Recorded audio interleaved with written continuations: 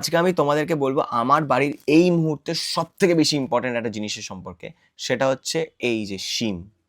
না মানে এই প্রোডাক্টটা শীতকাল যবে থেকে শুরু হয়েছে, আই মিন নভেম্বরের ওই মিডল উইকটা থেকে শুরু করে আমার বাড়িতে যে এই জিনিসটা ঢুকেছে, বেরোনোর নাম নিচ্ছে না।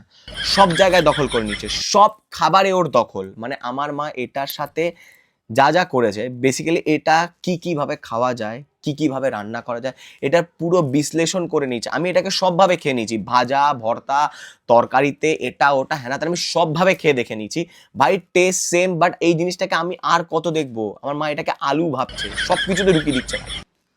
এবার মনে হয় শুধু চা দিয়ে ডুবিয়ে খাওয়া বাকি আছে আমার। আমি সবভাবে খেয়ে নিয়েছি এই জিনিসটাকে। এখন যদি জিজ্ঞেস করি আজকে কি রান্না হয়েছে, তখনও বলবে এটার কিছু চচ্চড়ি, ভর্তা, ভাজা। মানে এটাকে আমি খেয়ে যাচ্ছি ভাই, আর ভাল লাগছে না এই জিনিসটা খেতে। আর কত আর কত খাবো? এই জিনিসটা দেখলেই আমার এখন ভয় লাগছে ভাই। স্বপ্নেও আমি এই জিনিসটা খাচ্ছি দেখছি, মানে আমি রিয়েলিটিতে খাচ্ছি প্লাস স্বপ্নেও খাচ্ছি কি করে এই জিনিসটাকে। ভাই ট্রমা দিচ্ছে ভাই।